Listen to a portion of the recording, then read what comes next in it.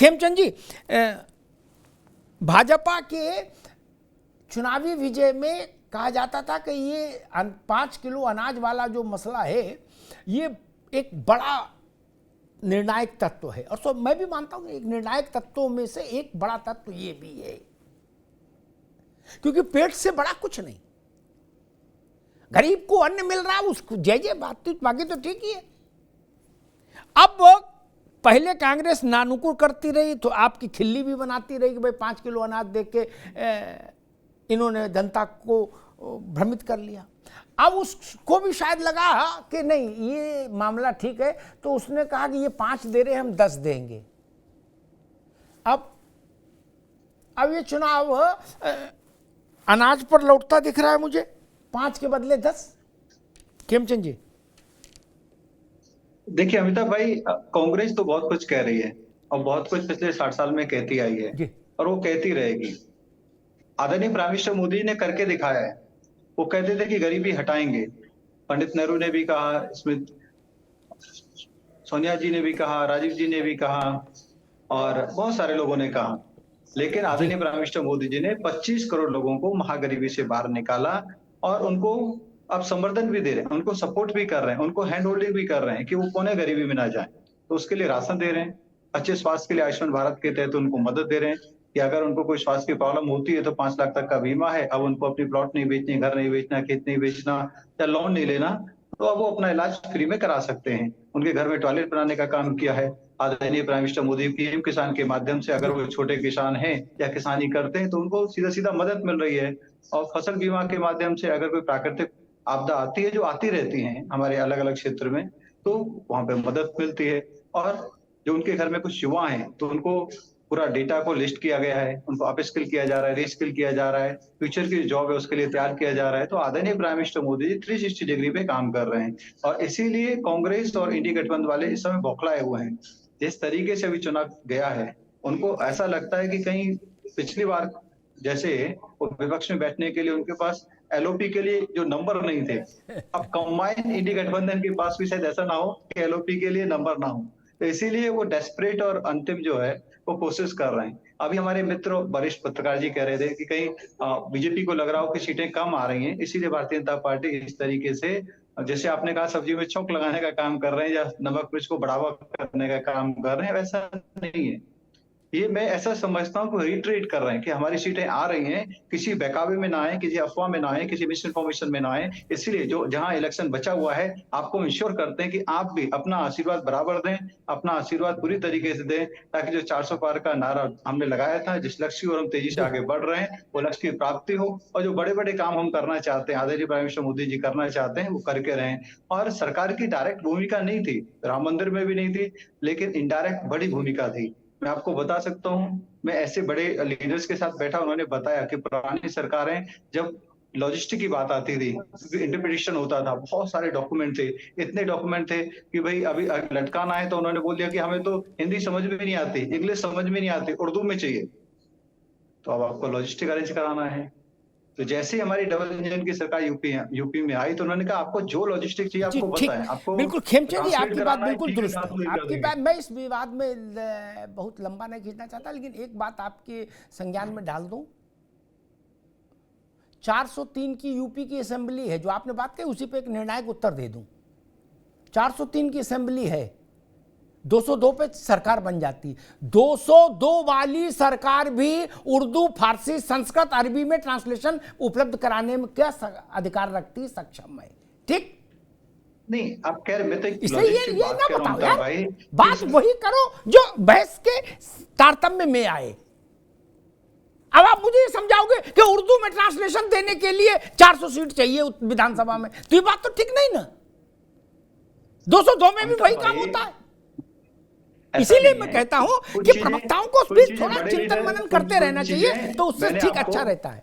ठीक है खेमचंद बाबू, ठीक है, ठीक है। अब जयतिलक जी, ये चुनाव मुझे लग रहा है जिसे भाजपा ने एक लाभार्थी वर्ग जो क्रिएट किया, सरकार ने क्रिएट किया, उसका पॉलिटिकल हैंडलर भाजपा ही है, स्वाभाविक है। अब कांग्रेस जो या इंडिया गठबंधन उस लाभार्थी वर्ग, अब चूंकि वो सरकार में तो है नहीं कि लाभार्थी वर्ग क्रिएट कर देंगे, तो लाभार्थी वर्ग हम उनसे अच्छा बना सकते हैं, इसकी होड़ में चुनाव जा रहा है नहीं? जिसे 1 लाख रुपया गरीब महिला के खाते में डालेंगे, 10 किलो राशन देंगे।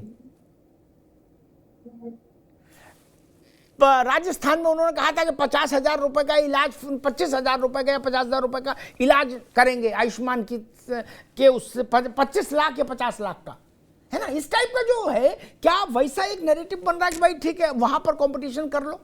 अरविंद जी।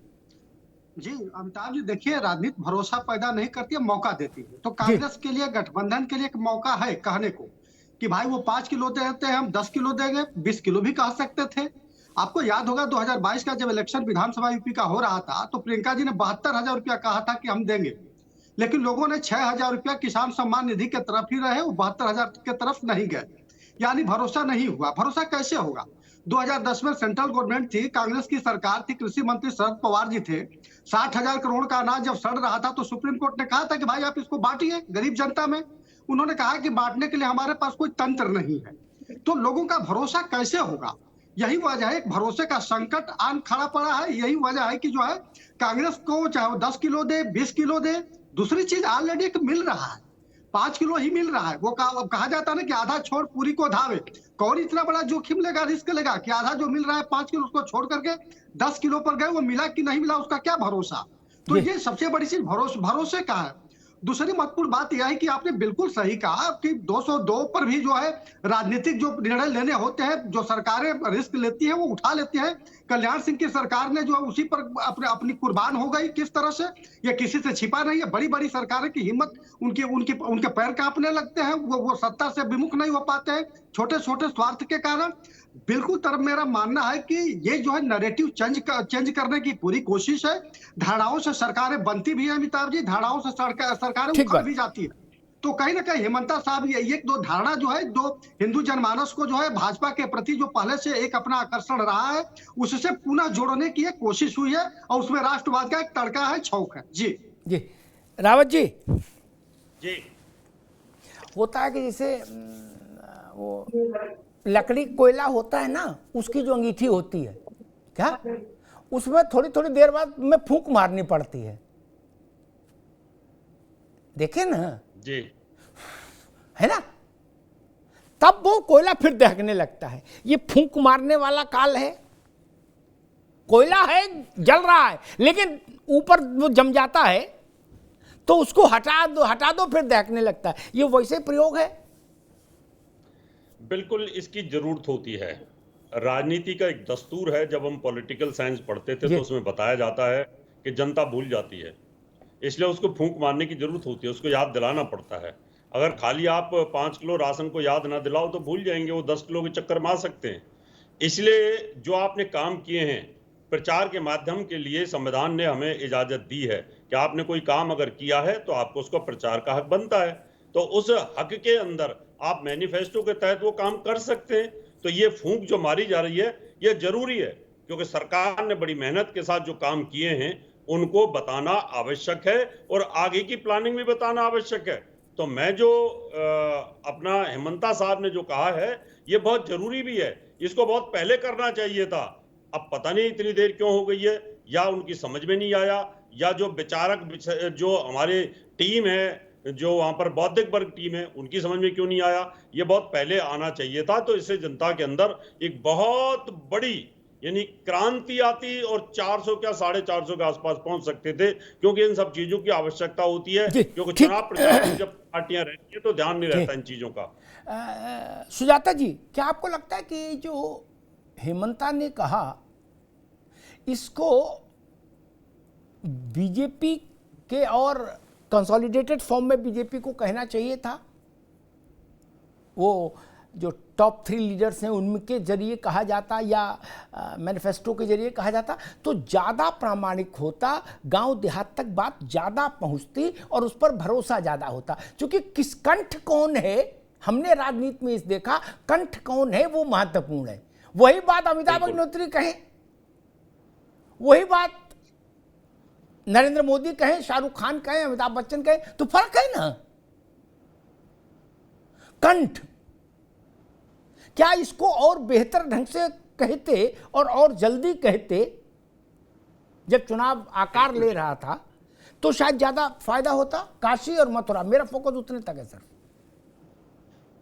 जी, जहाँ तक मेरी जानकारी है कि भाजपा के पास जो चुनावी टीम है वो हर फेज के लिए एक नया नैरेटिव गढ़ती है, और वो 20, जैसे सब लोग कहते हैं कि वो 24 घंटे 365 दिन चुनावी मोड में रहते हैं। तो इसका कारण है कि वो जहाँ जहाँ जो जो योजनाएं होती हैं, जिससे भी जन भावनाएं प्रभावित होती हैं, वैसी वैसी नैरेटिव सामने लेके आते हैं। तो आपने देखा कि जब पहले चरण का मतदान थोड़ा ठंडा पड़ा तो प्रधानमंत्री ने उसमें गर्मी ला दी, तो उन सारे मुद्दों पे बहस शुरू हो गई। क्योंकि अभी तक तो लोग यही कह रहे थे कि अरे घर से लोग निकल नहीं रहे हैं तो भाजपा के प्रति उदासीन है। जब वोट परसेंटेज बढ़ गया तो क्या कि वोट परसेंटेज रातों रात बढ़ कैसे गया। तो और इसमें जो 400 का जो ये भी दिया गया, इसमें देखने वाली बात ये है कि आज विपक्ष पूरी तरह से एक तरह से बैकफुट पे खेल रहा है। वो इस बात पे ज्यादा केंद्रित है कि 400 सीटें नहीं आ रही हैं, 300 सीटें, 370 सीटें आ रही है, 200, ये वो नहीं देख रहे हैं कि वो तीसरी बार सत्ता से बाहर हो रहे हैं।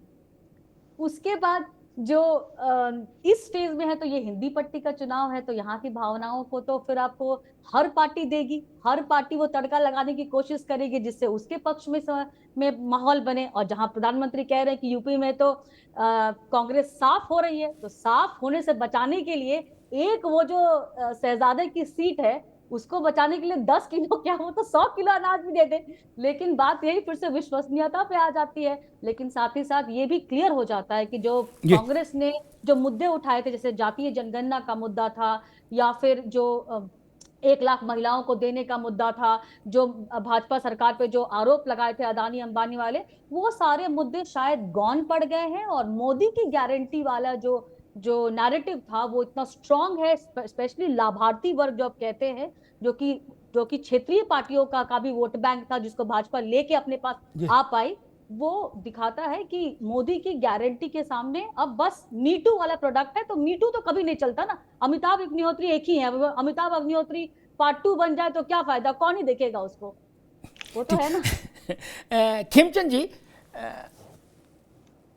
क्या देश ये उम्मीद करे कि मान लो जो आपने कहा, मांगा चाहा, जो भी कामना की कि भाई 400 सीट, मान लीजिए ऐसी कोई स्थिति बन जाए, तो जो बात मैंने रावत जी से पूछी थी वही अंत में आपसे पूछता हूं कि रावत जी तो भाई मान लो केवल बोल ही सकते हैं, आप सरकार हैं तो सरकार हैं तो आप कर सकते हैं।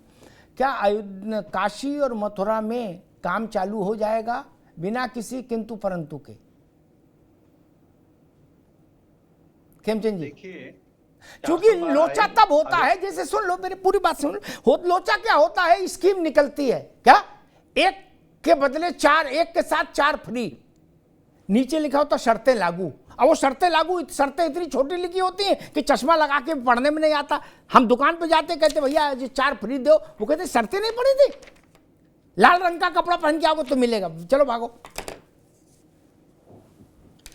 खेमचंद जी, अमिताभ भाई, भारतीय जनता पार्टी 400 आए या 400 से कम आए, भारतीय जनता पार्टी काशी और मथुरा के लिए हमेशा से तैयार थी, माहौल बनाने के लिए हमेशा से तैयार थी, सपोर्ट करने के लिए हमेशा से तैयार थी।